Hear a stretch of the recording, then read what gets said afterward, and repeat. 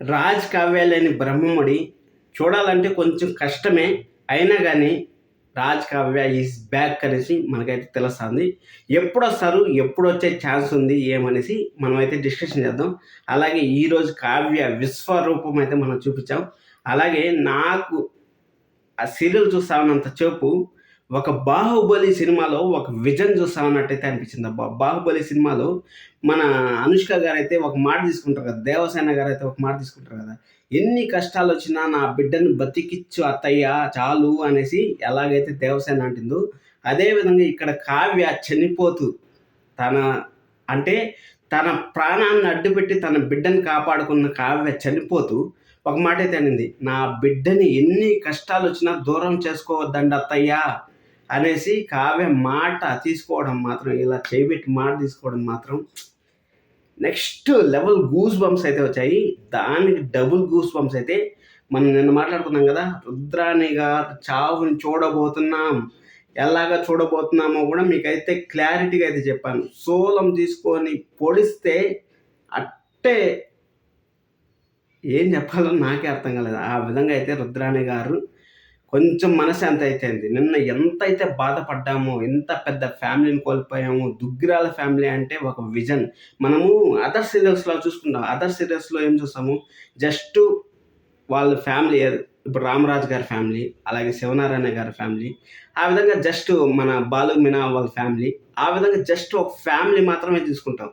కానీ ఇక్కడ the first time Duggirala family అనేది 960 ఎపిసోడ్ల వరకు కంటిన్యూ అయింది. అలాగే ఇంకా దుగ్గిరాల ఫ్యామిలీకి వారసులా చేయాలి, వారసుడు మళ్ళీ రాబోతున్నాడు అనేసి మనమైతే దుగ్గిరాల ఫ్యామిలీని ఇంకా నెమరు వేసుకుంటూనే ఉంటాం. అలాంటి విజన్‌తో మనమైతే బ్రహ్మముడి సీరియల్ చూస్తున్నాం. మన కావ్యరాజు తిరిగి వస్తారనేసి నాకైతే గట్టి నమ్మకం అయితే ఉంది. అలాగే మన చిన్నరాజు కూడా ఒకరికైతే దొరికారు, ఒకరు బీదోళ్ళకైతే దొరికారు. అసలు సెకండ్ జనరేషన్ ఎలా ఉంటుంది ఏమనేది కూడా ఈ వీడియోలో అయితే డిస్కషన్ చేద్దాం. ఫస్ట్ ఆఫ్ ఆల్ ఎపిసోడ్ స్టార్టింగే ఇక్కడ రుద్రాణి గారు వచ్చి, నా బిడ్డను అంతం చేస్తావా, నా రక్తాన్ని అంతం చేస్తావా, నా రాజు మహారాజులాగా బతకాలనుకున్నాను నేను, అలాంటిది నా బిడ్డను నాకు దూరం చేస్తావా అనేసి మన రాజును వచ్చి తలపైన అలా కొట్టే కొందికి మన రాజు పడిపోతాడు.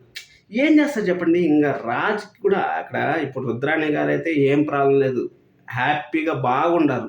కానీ ఇక్కడ ఆల్రెడీ దెబ్బలు తగిలిండే వాళ్ళు ఎంత శక్తివంతులు ఉన్నా కానీ శక్తివంతులు లేసి కొట్టగలరా, కొట్టలేరు కదా. అదే జరిగింది అది అక్కడ జరగడం వల్లనే మన రాజు అయితే అక్కడ కళ్ళు తిరిగి పడిపోతే మన కావ్యకైతే చెప్పాడు, కావ్య నా వల్ల కావట్లేదు, మన బిడ్డని నువ్వే కాపాడాలి, మన బిడ్డను నువ్వే కాపాడాలి, మన వారసత్వాన్ని నువ్వే నిలబెట్టాలి అనేసి అంటే మన రాజు ఒక మాట చెప్పాడంటే అది ఎంత వేదవాకో మన కావ్యకు మరొకసారి అయితే నిరూపించారంటే, ఒక భర్త ఒక భార్యకి ఎంత పవర్స్ ఇవ్వాలో అంత పవర్స్ అయితే ఇచ్చారు. అంటే కావ్య అక్కడ లేచి అక్కడ రుద్రాణి గారిని, నా బిడ్డ దూరం అయ్యాడు నాకు, మీ అందరిని నేను దూరం చేస్తాను, మీ వంశమే లేకుండా చేస్తాను అనేసి మన రుద్రాణి గారు పంతం పట్టుకొని కూర్చున్నారు. పంతం పట్టుకొని కూర్చుంటే అక్కడ కావ్య లేచి, అసలు నువ్వు మనిషివైనా, కుండలకు రంగులు వేసుకొని బతికే ఫ్యామిలీ అనేసి అన్నారు. నేను కుండలకు రంగులు వేసుకున్నా కానీ నువ్వు తిన్నింటి వాసాలు లెక్క పెట్టినావు, పర్సన్ పాము లెక్క తయారైన పాము అన్నా సరే ఒకరిని కాటేసి వదులుతుంది.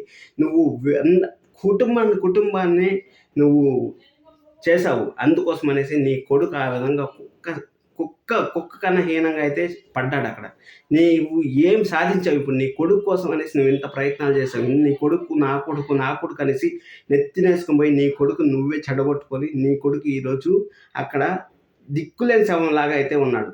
ఆ విధంగా ఉన్నాడు రుద్రాణి గారు. మీట్ చేసుకున్న పాపమే. నా కొడుకుని రాజా అలాగా మీ అందరితో కలిపి పంపిస్తానంటే నువ్వు కూడా నీ కొడుకుతో పాటు పోయినావు. ఎందుకంటే అక్కడ కావ్యకి ఆ రుద్రాణి గారికి పెద్ద యుద్ధం అయితే జరిగింది. పెద్ద యుద్ధం జరిగితే కావ్య వచ్చి అమ్మవారి దగ్గర అయితే అలా తోసేసింది, కావ్యాన్ని తోసేస్తారు రుద్రాణి గారు. అక్కడ ఐగిరి నందిని నందిత మోదిని విశ్వ వినోదిని నందునతే ఆ విధంగా వచ్చి అట్టే సోలం తీసుకొని ఇలా ఇలా ఇలా తమిళలో పెట్టినాం కదా, ఆ విధంగా అయితే రుద్రాణి గారిని చెప్తా ఉంటే మాత్రం నిన్న ఎంతైతే బాధపడ్డాము. ఎందుకంటే అక్కడ కావ్య కొట్టడం వల్లనే, అంటే మన కాళ్ళకేసుకునే దాంతో కొట్టడం వల్లనే రుద్రాణి గారిలో ఆ కసి, ఆ పవర్ అనేది పెరిగింది. అందుకోసం అనేసి మన రాజు చేతిలోనే రుద్రాణి గారిని కూడా ఏపించేసింటారు. కానీ కరెక్ట్ అయిన జస్టిఫికేషన్ కావాలి, కరెక్ట్ అయిన న్యాయం కావాలనుకుంటే మన కావ్య లేయాలి. కావ్య లేచిన తర్వాతే అక్కడ నిజమైతే జరగాలి.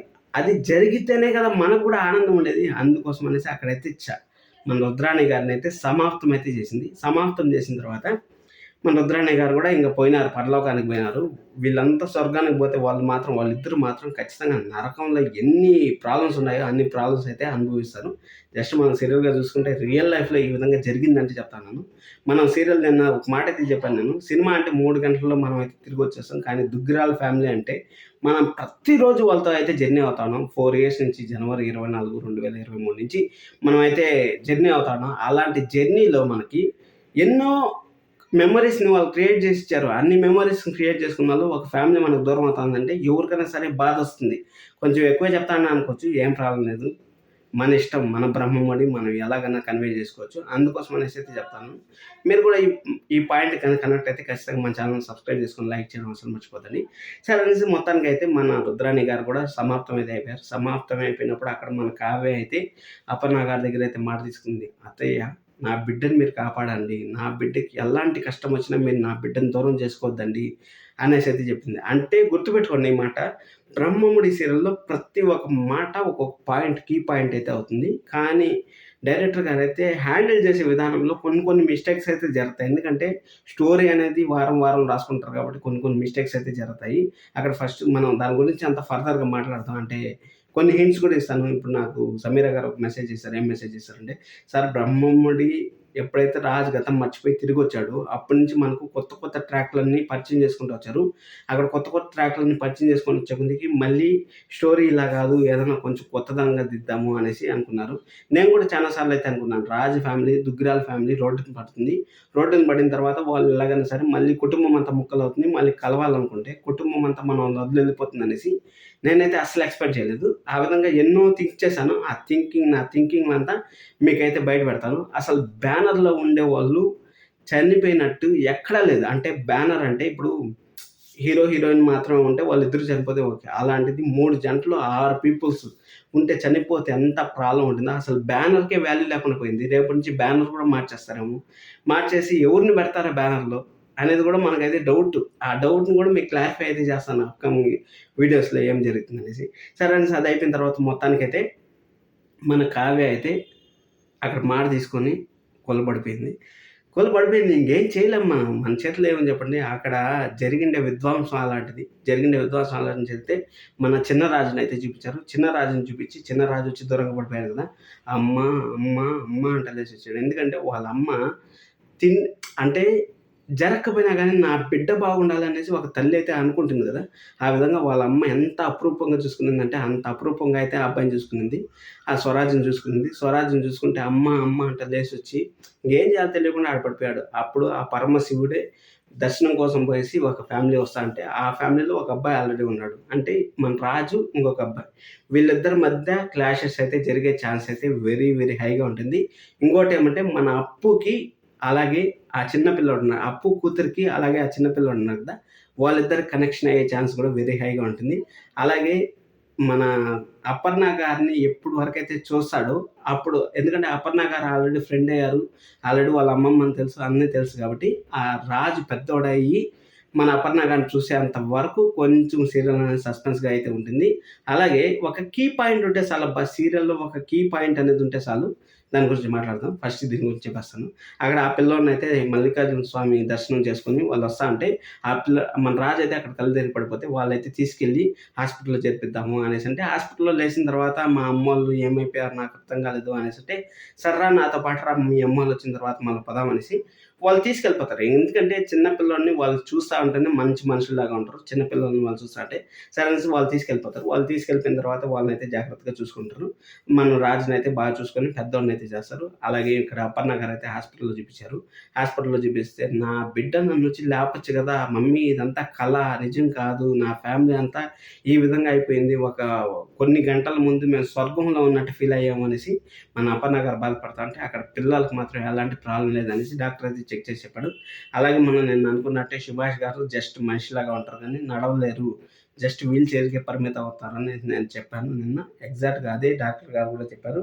అది అయిపోయిన తర్వాత మన రేఖ అయితే ఇమ్మీడియట్‌గా పెళ్ళైతే చేసుకొని ఆ దుగ్గిరాల ఫ్యామిలీని అయితే శాసిస్తా ఉంది ఇప్పుడు. శాసించుకో, ఎంత శాసిస్తావో శాసించుకో.